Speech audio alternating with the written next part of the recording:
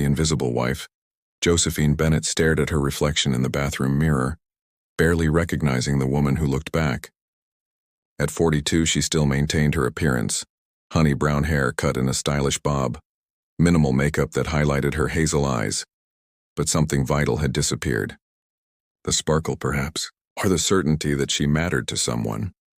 "Another dinner alone," she whispered, adjusting the collar of her blouse. Thomas would be working late again. Her husband of 15 years, once attentive and passionate, had gradually become a phantom in their suburban home. He moved through rooms without seeing her, responded to questions with distracted mumbles, and rarely initiated conversation beyond household logistics. Their marriage had devolved into a series of parallel lives.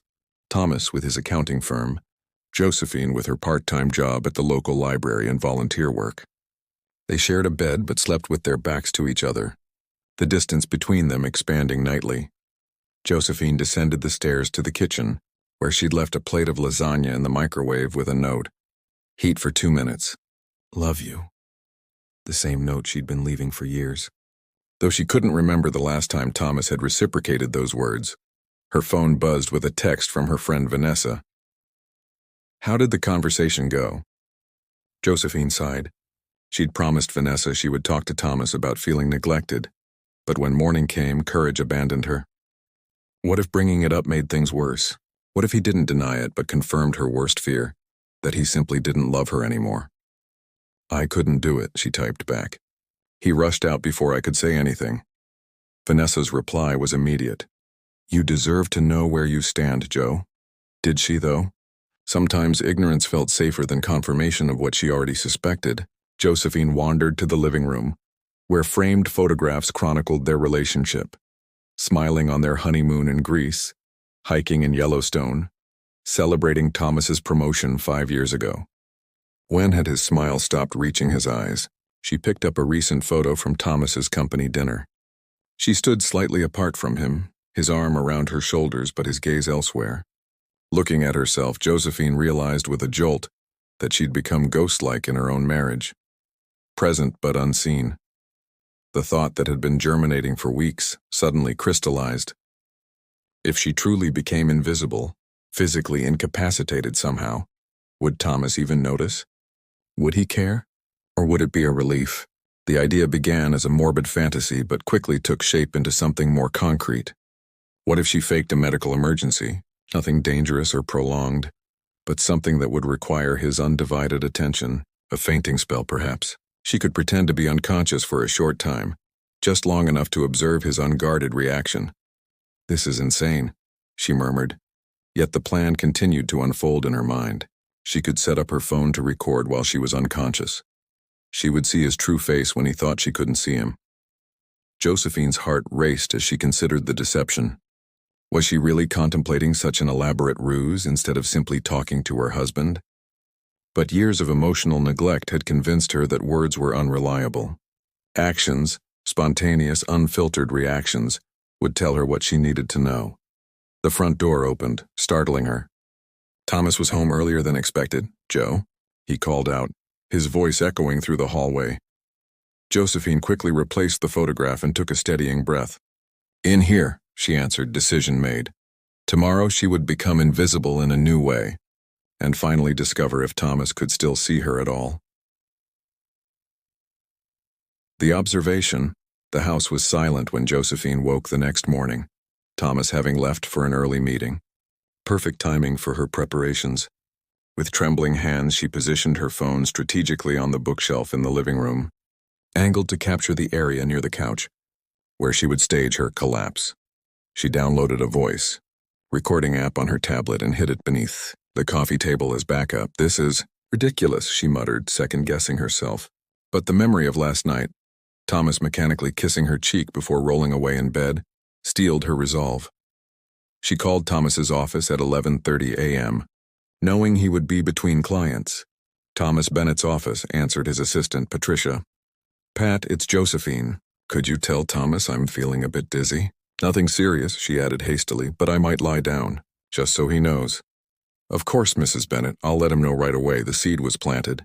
Josephine tidied the house, changed into comfortable clothes, and waited. At precisely 2:15 p.m., she activated both recording devices and sent Thomas a text. Really not feeling well. Room spinning. Then she positioned herself on the living room floor, arranged her limbs in what she hoped was a convincing, unconscious pose, and closed her eyes. Waiting was excruciating. 5 minutes passed. 10. Had he even seen her message? 20 minutes in, her back ached from the hardwood floor. She was about to abandon the charade when she heard a key in the lock, followed by hurried footsteps. Joe? Josephine. Thomas's voice carried a note she hadn't heard in years. Raw panic. The door banged open and she sensed him rushing toward her. Josephine remained motionless, keeping her breathing shallow. Joe. His hands were on her face, then checking her pulse. Josephine, can you hear me? His voice broke on her name. She felt herself being gently turned to recovery position. Thomas's fingers brushed hair from her face with unexpected tenderness. Come on, sweetheart, he whispered, not Joe or the occasional honey she'd grown accustomed to, but sweetheart, his endearment from their early years. She heard him fumbling with his phone, then speaking urgently. I need an ambulance. My wife, she's unconscious. The tremor in his voice nearly made her break character. No, she mentioned feeling dizzy earlier. Yes, she's breathing. Please hurry. His hand found hers, squeezing gently. I'm here, Joe. Help is coming. Josephine fought the urge to squeeze back to end this deception that suddenly felt cruel. But she needed to see this through. Thomas made another call. Vanessa? It's Thomas. Josephine collapsed. No, I don't know what happened. The ambulance is on its way. A pause. Can you meet us at Memorial Hospital? Thanks. Memorial was 30 minutes away, but there was a closer facility. Josephine realized Thomas had specified her preferred hospital, the one where her friend Dr. Eleanor worked. He had remembered. The minutes that followed revealed a Thomas she barely recognized. He spoke continuously in a low, soothing voice, recounting memories from their early relationship. Remember our first date when I spilled coffee all over my shirt? You gave me your cardigan to cover it up, that ridiculous purple thing. A shaky laugh. I still have it, you know. In my bottom drawer. Josephine nearly gasped. She'd assumed he'd thrown that cardigan away years ago. Please be okay, he whispered, his forehead pressing against hers. I don't know what I'd do if... His voice trailed off, replaced by an almost inaudible sound that Josephine realized with shock was a stifled sob. The wail of approaching sirens provided momentary relief from her mounting guilt. Thomas squeezed her hand once more before rushing to open the front door. 2 paramedics entered efficiently, and Josephine felt professional hands examining her, checking vitals. This was the moment of truth they would quickly determine she was faking. Her pulse and respiration seemed normal, one said. Pupils reactive. No signs of trauma. She mentioned dizziness earlier, Thomas explained. Could it be her blood pressure? Or, his voice caught, her mother had an aneurysm at her age. Josephine hadn't known he remembered that detail about her family history. We'll need to transport her for evaluation, the paramedic decided. Sir, you can follow in your vehicle. As they lifted her onto a stretcher, Josephine knew she had to end this before it went too far. She allowed her eyelids to flutter, then opened them slowly, feigning confusion. Thomas? She murmured. What's happening? The relief that flooded his face was unmistakable, and heartbreaking in its intensity. You're okay? He breathed, gripping her hand tightly. You're okay. But as Josephine met his gaze, seeing the naked fear there, she realized that nothing was okay at all. Her plan had worked too well, revealing emotions she wasn't prepared to face, or the consequences that would follow when the truth emerged. The hidden truths. It was just a fainting spell, Dr. Eleanor Russell explained 3 hours later in the examination room. All your tests came back normal, but I'd like you to follow up with your primary care physician next week. Thomas hadn't left Josephine's side, not during the ambulance ride where he followed closely behind, not during intake where he supplied all her medical information from memory, and not during the battery of tests that followed. Now he stood by the hospital bed, his hand resting protectively near hers. I'll make sure she does, he promised, his normally impassive face lined with residual worry. When they were alone again, Josephine felt the weight of her deception pressing down. You didn't have to stay, she said softly. I know you had that meeting with the Peterson account today. Thomas looked at her strangely. Of course I stayed. Work doesn't matter when you're... He didn't finish, but squeezed her hand instead. Vanessa arrived as they were preparing to leave, her expression a mixture of concern and knowing assessment as she observed Thomas's attentiveness. You gave us quite a scare, she told Josephine, hugging her tightly and whispering, We're talking later. The ride home was quiet, with Thomas repeatedly glancing at Josephine as if ensuring she was still conscious. At home, he insisted on helping her to bed despite her protests that she felt fine. Just rest, he said firmly. I'll bring you some tea. Alone at last, guilt gnawed at Josephine. She needed to retrieve her recording devices before Thomas discovered them, but she also needed to know what they had captured. When he left for the kitchen, she quickly slipped downstairs, collected her phone and tablet and returned to bed, hiding them under the covers just as Thomas returned with tea and toast. You should eat something, he said, setting the tray beside her. Then, surprising her completely, he sat on the edge of the bed and asked, Do you remember what happened before you fainted? Josephine hesitated. Not really. Everything just went dark. Thomas nodded, his expression troubled. You texted that you were dizzy. I should have called immediately instead of finishing my meeting first. I'm sorry. The unexpected apology disarmed her. It's fine. You came. Not fast enough. His voice was tight with self-recrimination. After Thomas reluctantly returned to his home office to reschedule appointments, Josephine retrieved her devices. With trembling fingers, she started the video recording. What she witnessed over the next hour shattered her preconceptions entirely. She watched Thomas enter, his face transformed by panic. Saw him cradle her head, check her breathing, position her carefully, heard his voice break as he called her name repeatedly. But it was what happened after the ambulance left that truly stunned her. Thomas had returned briefly to collect her purse and insurance card. Alone in their living room, believing no one was watching, her stoic husband had broken down completely. The camera captured him gripping the back of a chair, shoulders shaking with silent sobs. Please not again, he whispered to the empty room. I can't lose her too. Josephine felt physically ill. Again, who else had he lost? Then understanding dawned. His younger sister dead from an undetected heart condition at 23. Thomas rarely spoke of Naomi, but Josephine knew her death had devastated him. The video continued. Thomas collected himself, then made a phone call. Richard, I need you to take over the Peterson presentation. No, it's Josephine. She's in the hospital. I don't know when I'll be back. Could be days. Just handle everything. Thanks, days. He'd been prepared to put his career on indefinite hold for her.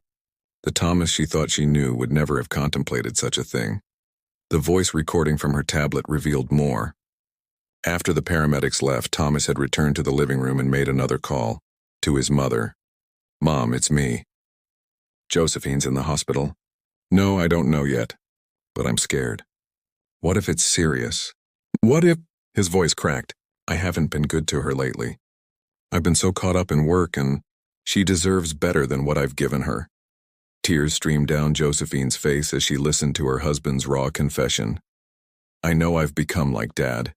Distant. Taking her for granted. She kept trying to talk to me this morning, and I just rushed out. What if I don't get another chance to make it right? Josephine stopped the recording, her chest tight with remorse and revelation. The man she'd accused of indifference in her mind had been carrying fears and regrets she never suspected. The emotional distance she'd attributed to fading love was something else entirely. A pattern learned from his father, a protection against potential loss, a focus on providing that had overshadowed connecting. She was startled by a knock at the bedroom door. Thomas entered with a bowl of soup. You need to eat something substantial, he said, his voice gentle but firm. As he set the tray down, Josephine noticed something she'd overlooked for years. The slight tremor in his hands when he was anxious. The same tremor she'd seen on their first date and their wedding day. He still cared. He'd always cared. But her realization came with a devastating consequence. She'd betrayed his trust in the most fundamental way. And sooner or later, he would discover what she'd done. The revelation. 3 days passed with Thomas working from home, checking on Josephine frequently despite her insistence that she felt completely recovered. His attentiveness, which she now recognized had always existed in subtle ways she'd overlooked, made her deception increasingly unbearable. On the fourth morning, Josephine found Thomas in their home office, surrounded by stacks of papers. Noticing her in the doorway, he immediately set his work aside. "Should you be up?" he asked, concern evident in his voice. "I'm fine, Thomas, actually." She took a deep breath. "Can we talk?" Something in her tone must have alerted him. He gestured to the chair beside his desk, his expression cautious. "What's wrong? Did Dr. Eleanor call with test results?" Josephine shook her head, struggling to find words for her confession. "No, it's not about my health. At least not physically." Thomas waited, giving her time she didn't deserve. "I've been feeling invisible lately," she finally said. "Like we're living separate lives under the same roof." His face fell. "I know I've been preoccupied with work." "No, please, let me finish." Josephine twisted her wedding band nervously. "I convinced myself you'd stopped caring, that I didn't matter to you anymore."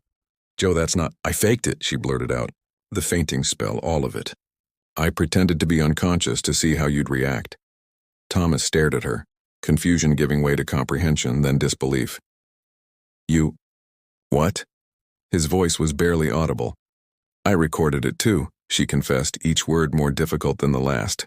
"I hid my phone and tablet to capture your reaction when you thought I couldn't see or hear you."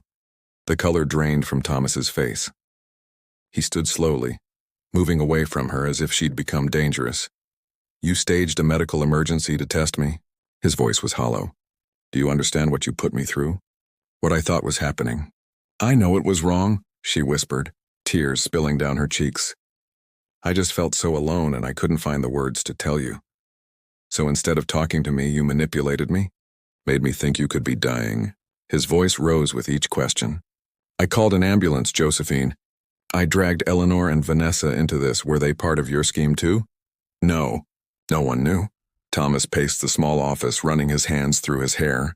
"I canceled the Peterson account presentation, the biggest client of my career. I was ready to walk away from everything if you needed me." "And it was all a test?" The hurt and betrayal in his eyes crushed her. This wasn't the outcome she'd imagined in her desperate plan. "I heard what you said," she said quietly. "On the phone to your mother. About becoming like your father." Thomas froze. "You recorded my private conversations?" "I'm sorry," she whispered. "I was wrong. So wrong." Thomas sat heavily in his chair, staring at his hands. "I don't even know what to say to you right now." The silence stretched between them, filled with 15 years of miscommunication and unexpressed needs. "Why didn't you just talk to me?" he finally asked, his voice raw with hurt. "I tried, so many times. But you were always distracted or tired or rushing somewhere, and I started to believe that maybe you'd be happier without me constantly trying to get your attention." Thomas looked up sharply. "Happier without you? Is that what you think?" I didn't know what to think anymore. "You stopped seeing me, Thomas. You stopped saying I love you. You stopped sharing your day, your thoughts, everything that connected us." His expression softened slightly. "And you stopped asking. You used to wait up, no matter how late I worked. You used to ask about my cases, my clients. Then one day you just didn't." The revelation stunned her. "I thought you found my questions annoying." "Never," he said quietly. "Your interest in my work was the best part of coming home." Josephine wiped away tears. "When did we stop understanding each other?" Thomas sighed deeply. "I don't know. But what you did, I need time to process this, Joe. You violated my trust in a fundamental way." "I know," she whispered. "And I'll spend the rest of our lives making it up to you if you'll let me." "I don't know what happens next," he admitted. "But I do know one thing. Despite everything, I never stopped loving you. Not for a single day." The words she'd longed to hear for years now came too late, or perhaps exactly when they needed to. "I need some air," Thomas said, rising, "and space to think." Josephine nodded, understanding that some betrayals couldn't be undone with a single conversation. As Thomas left the room, she wondered if her desperate attempt to find his love had ensured she would lose it forever. The reconnection a week passed in uncomfortable coexistence. Thomas slept in the guest room, left for work early, and returned late. They exchanged necessary information about household matters in brief, civil conversations that never approached the heart of their fracture. Josephine had expected anger, but Thomas's quiet withdrawal was worse. She'd wounded something fundamental in their relationship, trust, and words seemed inadequate to repair it. On the 8th day after her confession, Josephine found a business card on the kitchen counter, Dr. Michael Prentice, marriage counselor. Beneath it, Thomas had written, "Thursday 6 p.m. if you want to try." Hope flickered for the first time in days.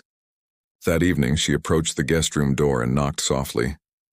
"Come in," Thomas called. He sat on the edge of the bed, still in his work clothes, looking exhausted. "I found Dr. Prentice's card," she said. "I'd like to go. Very much." Thomas nodded, his expression guarded but not hostile. "I've been thinking about what you said, about feeling invisible. I didn't realize how much I'd withdrawn, and I didn't realize how my insecurity created a self-fulfilling prophecy," Josephine admitted. "Instead of telling you what I needed, I tested you. That wasn't fair." "No, it wasn't," he agreed. "But neither was me gradually checking out of our marriage while expecting you to understand why." The counseling session 3 days later was uncomfortable but revelatory. Dr. Prentice listened to both sides without judgment, then offered a simple but profound observation. "You're speaking different love languages," he explained. "Thomas, you express love through acts of service and providing, working hard, securing your family's future, handling practical matters. Josephine, you need words of affirmation and quality time to feel loved." Both recognized the truth in this assessment. The doctor gave them homework. Each day for a week, they would express love in the other's primary language, not their own. For Thomas, this meant leaving work at a reasonable hour and engaging in conversations where he was fully present. For Josephine, it meant acknowledging Thomas's practical contributions and not expecting him to verbalize feelings that he demonstrated through actions. The first attempts were awkward. Thomas's initial efforts at verbal affection sounded rehearsed. Josephine's appreciation of his work contributions felt forced. But gradually, intention became habit. 2 weeks into their new approach, Thomas came home with takeout from the restaurant where they'd had their first date. "I thought we could eat on the patio," he suggested, "like we used to." Over dinner, Thomas reached for her hand. "I've been thinking about what happened. Your method was wrong, but your feelings were valid. I did stop seeing you, not because I stopped loving you, but because I got caught in a pattern my father established. Work became a proxy for love. And I stopped believing in your love because it didn't look the way I expected it to." Josephine acknowledged. "I was so focused on what was missing that I couldn't see what was there." Their healing wasn't immediate or linear.